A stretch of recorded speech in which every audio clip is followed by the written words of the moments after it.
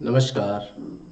आज हम डिस्कस करने जा रहे हैं Himachal Pradesh legacy cases resolution scheme 2019। इस स्कीम को हिमाचल स्टेट गवर्नमेंट ने जनवरी 2020 में इंट्रोड्यूस किया गया था। इनिशियली इसका पीरियड मार्च 2020 तक था, लेकिन कोविड-19 के चलते इसका पीरियड जो है एक्सटेंड कर दिया गया है सितंबर 2020 तक।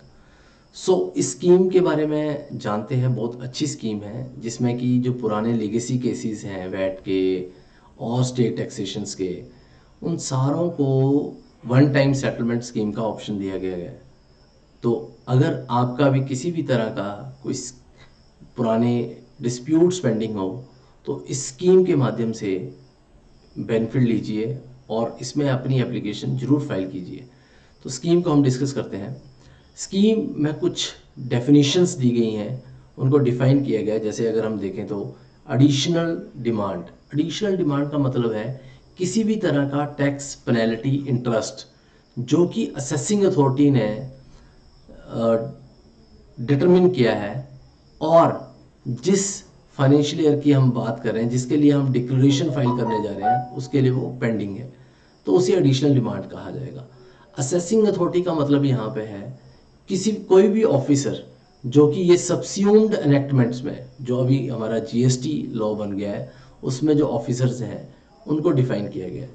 असेसमेंट ऑर्डर का मतलब है कि किसी भी तरह का ऑर्डर जो असेसिंग अथॉरिटी ने आपकी लायबिलिटी को डिटरमिन करने के लिए पास किया है उस फाइनेंशियल ईयर के लिए, जिस फाइनेंशियल ईयर के लिए आप इस स्कीम में जाना चाह रहे हैं। डिक्लेरेंट का मतलब है किसी भी तरह का कोई डीलर, ऑनर, प्रोप्राइटर जो कि उस पुरानी एनेक्टमेंट में रजिस्टर्ड था और जो इस स्कीम का बेनिफिट लेना चाहता है। डिक्लेरेशन का मतलब है कि सेक्शन 5 में जो डिक्लेरेशन फाइल कर रहा है, जो असेसी जो भी स्कीम का बेनिफिट लेना चाहता है और सेक्शन 5 के अंडर वो स्कीम की डिक्लेरेशन दे रहा है। डिस्चार्ज सर्टिफिकेट जो है ये फाइनल सर्टिफिकेट है जो असेसिंग अथॉरिटी इशू करेगी सेक्शन 10 के अंडर असेसी को, जब वो अपनी स्कीम के अंडर अपना डिक्लेयर करेगा और अपनी सेटलमेंट फीस जो है वो पे करेगा, उसके बाद उसको डिस्चार्ज सर्टिफिकेट इशू किया जाएगा।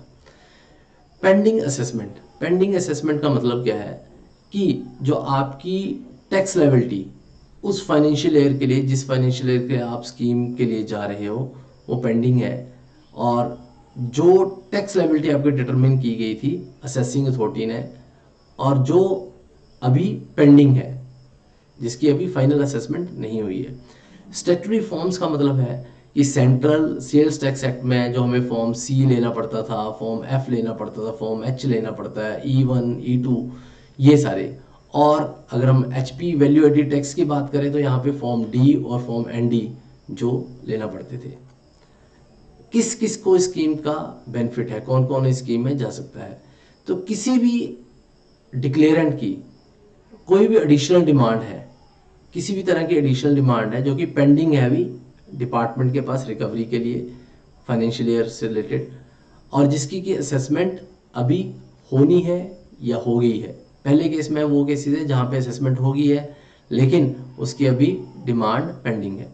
सेकंड केस में जो बताया गया है वो बताया गया है किसी भी तरह की पेंडिंग असेसमेंट या किसी भी तरह की डिमांड टैक्स से रिलेटेड हो, पेनल्टी से रिलेटेड हो, इंटरेस्ट से रिलेटेड हो, जो कि असेसमेंट अभी हुई नहीं है और अभी वो पेंडिंग है।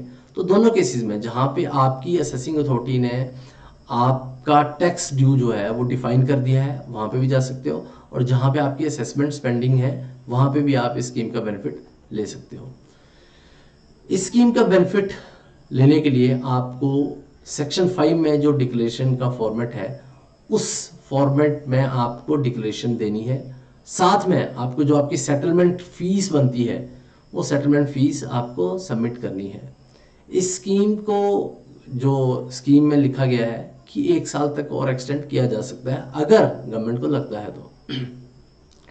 Acknowledgement may not be issued if the declaration not accompanied by proof of settlement. हाँ, और जब अगर आप डिक्लेरेशन फाइल करते हो और आप सेटलमेंट फीस का प्रूफ साथ नहीं लगाते हो तो आपको जो स्कीम में जो एक्नॉलेजमेंट है वो एक्नॉलेजमेंट नहीं इशू की जाएगी।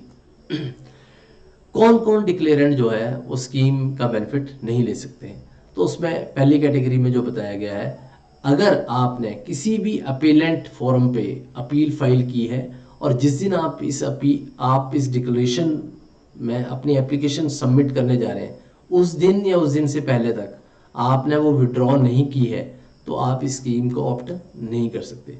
सेकंड, किसी भी तरह की अगर आपके अगेंस्ट कोई क्रिमिनल प्रोसीडिंग्स पेंडिंग है टैक्स फ्रॉड से रिलेटेड, है ना, तो भी आप इस स्कीम का बेनिफिट नहीं ले सकते हो। थर्ड केस क्या है, अगर आपको गलत रिफंड का नोटिस इशू हुआ है और वो अभी तक सेटल नहीं हुआ है, तब भी आप इस स्कीम का बेनिफिट नहीं ले सकते हो। फोर्थ कैटेगरी में है कि जहां पे भी आपको कोई स्टेटरी फॉर्म्स कंसेशनल रेट वाले, जैसे फॉर्म सी हो गया, आपका एफ हो गया, तो ये इस तरह के फॉर्म जो थे जो रिक्वायर्ड थे आपको सबमिट करने के लिए, लेकिन आपने वो सबमिट नहीं किए हैं, असेसमेंट के टाइम पे भी नहीं किए हैं और जब आप डिक्लेरेशन फाइल कर रहे हो उस टाइम पे आपने नहीं सबमिट किए हैं, तो तब भी आप स्कीम का बेनिफिट नहीं ले सकते। तो ये 4 केसेस हैं जिनमें कि आप स्कीम का बेनिफिट नहीं ले सकते। अब मेन इशू सेटलमेंट फीस, जिसके बारे में हम चर्चा कर रहे हैं कि सेटलमेंट फीस देना पड़ेगी। तो सेटलमेंट फीस की कैलकुलेशन कैसे होगी? सेटलमेंट फीस की कैलकुलेशन के लिए सारी चीज़ों को 2 केसेस में डिफाइन किया गया। केस 1 में वो सारी चीज़ें कवर हो जाती हैं जहां पे किसी भी तरह की आपको स्टेटरी फॉर्म्स की रिक्वायरमेंट थी ही नहीं।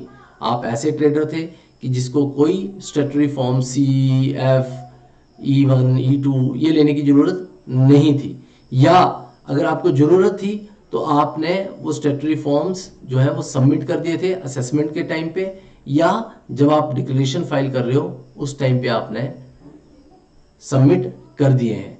तो उन केसेस में आपकी सेटलमेंट फीस कैसे कैलकुलेट होगी? उसमें 3 पार्ट्स है। केस 1 में उसमें आपने जहां पे जितनी भी रिटर्न्स थी आपकी पीरियोडिक रिटर्न्स, वो आपने जब जब उनकी ड्यू डेट्स थी उन ड्यू डेट से पहले आपने टैक्स के साथ सबमिट कर दिया। मैं दोबारा से रिपीट करता हूं कि जब जब आपकी पीरियोडिक रिटर्न्स को फाइल करने की ड्यू डेट्स थी तो आपने वो रिटर्न्स और टैक्स का अमाउंट टाइम से जमा करवा दिया गया है।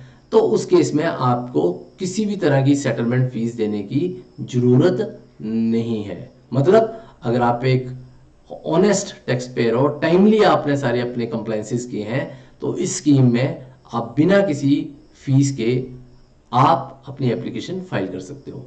सेकंड केस वहां पर है जहां पे आपने अपनी पीरियोडिकल रिटर्न्स जो है वो टाइम से नहीं सबमिट किए हैं, लेकिन आपने टैक्सेस जो है वो पे कर दिए हैं। जो टैक्सेस थे वो आपने टाइमली पे किए हैं, लेकिन पीरियोडिक रिटर्न्स जो है वो आपने नहीं टाइम से फाइल की है। तो जिस फाइनेंशियल ईयर की अगर हम बात कर रहे हैं और जहां पे आपने ड्यू डेट के बाद रिटर्न फाइल किए हैं, तो जितना टैक्स उस पर्टिकुलर पीरियड का था जहां पे आपने लेट फाइलिंग की है, तो उसका टैक्स अमाउंट का 10% आपको एज ए सेटलमेंट फीस पे करना पड़ेगी। थर्ड सिनेरियो वो वाला सिनेरियो जहां पे आपने अपनी टैक्स रिटर्न फाइल ही नहीं की। थर्ड सिनेरियो में जहां पे आपने अपनी टैक्स रिटर्न फाइल ही नहीं की, तो उस सिनेरियो में आपको जो सेटलमेंट फीस देनी है वो 110% देनी है टैक्स अमाउंट की। जितना भी आपका टर्नओवर है, टैक्सेबल टर्नओवर है, उसके ऊपर जो टैक्स बनता है उसका 110% आपने पे करना है टैक्स।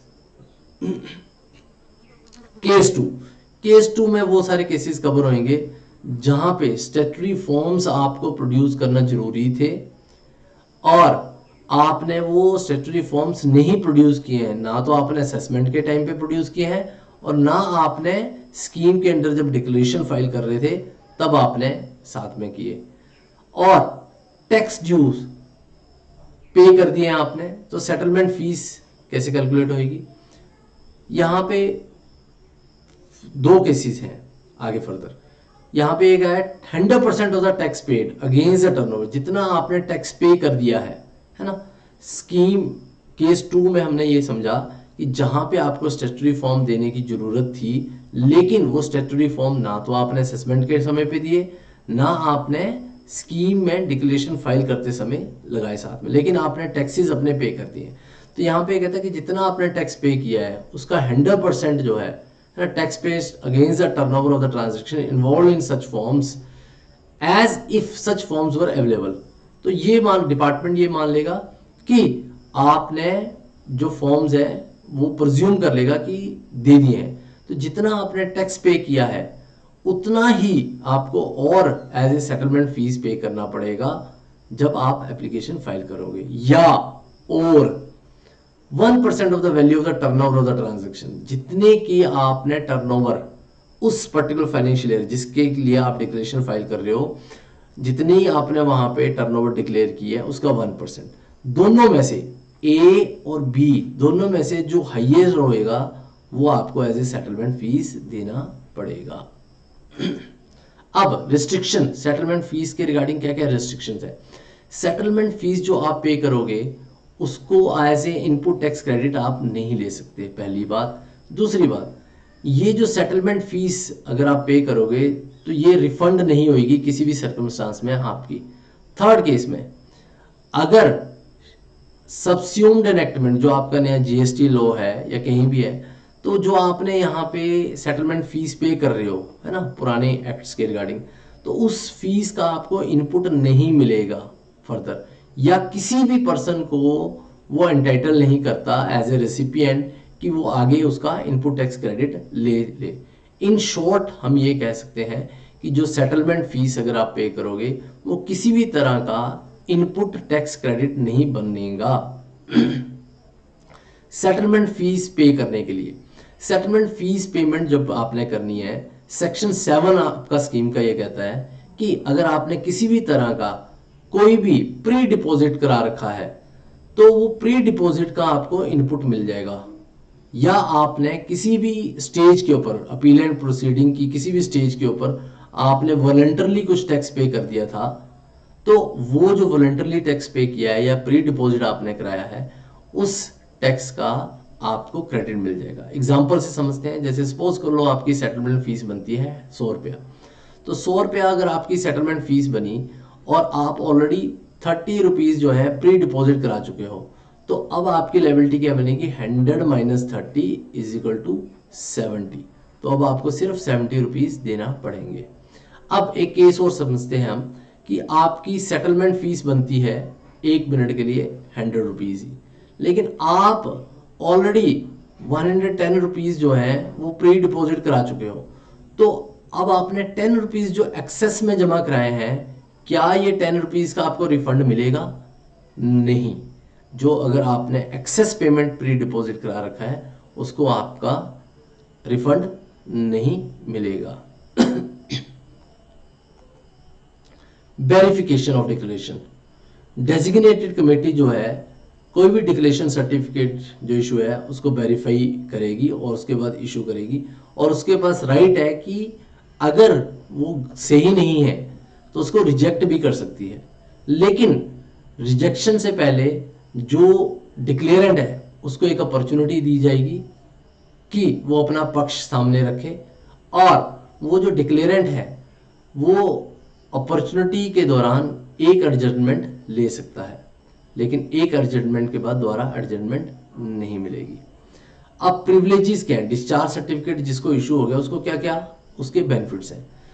तो डिस्चार्ज सर्टिफिकेट सेक्शन 10 में जो इशू होगा वो कंक्लूसिव डॉक्यूमेंट्स कहलाएगा। मतलब उसका कि किसी भी तरह की आपको पेनल्टी, टैक्स, डिमांड, जब वो सर्टिफिकेट इशू हो गया तो उस पीरियड से रिलेटेड हो, जिस टैक्स पीरियड से रिलेटेड आपने डिक्लेरेशन फाइल की है और आपकी एक्सेप्ट हो गई है, तो उसके रिगार्डिंग दोबारा से आपको नहीं पूछा जाएगा। किसी भी तरह का टैक्स, किसी भी तरह का इंटरेस्ट, पेनल्टी नहीं मांगा जाएगा, आपको प्रोसिक्यूट नहीं किया जाएगा उस पीरियड से रिलेटेड, और matters covered at the time period covered under such scheme declaration shall not be reopen. और ये जो मैटर्स जो फाइनल हो गए हैं ये दोबारा से रीओपन नहीं होंगे। रेक्टिफिकेशन ऑफ एरर्स, अगर कोई गलती होगी तो किसी भी तरह की डेजिग्नेटेड कमेटी के पास 6 महीने का समय है, जिस दिन उन्होंने डिस्चार्ज सर्टिफिकेट इशू किया उससे 6 महीने के अंदर अंदर अगर उनको कोई लगता है कोई अरिथमेटिकल एरर्स हो गया, क्लरिकल एरर्स हैं, जो कि सामने उस डॉक्यूमेंट पे अपरेंट है तो उनको ठीक कर सकते हैं। सिक्योरिटी ऑफ केसेस, क्या स्कीम के अंदर जो जो केसेस हो रहे हैं उनकी सिक्योरिटी होगी? बिल्कुल उनकी सिक्योरिटी हो सकती है, लेकिन मैक्सिमम नंबर ऑफ केसेस 3%। अगर 100 एप्लीकेशंस फाइल हुई हैं तो उसमें से 3 एप्लीकेशन जो है सिक्योरिटी के लिए सिलेक्ट होंगी। अपील, कमिश्नरेट जो है डेजिग्नेट कर सकता है कोई भी ऑफिसर, लेकिन उस ऑफिसर का रैंक जो है जॉइंट कमिश्नर से नीचे का नहीं होना चाहिए, उसको डेजिग्नेट कर सकता है एज एन अपीलेंट अथॉरिटी।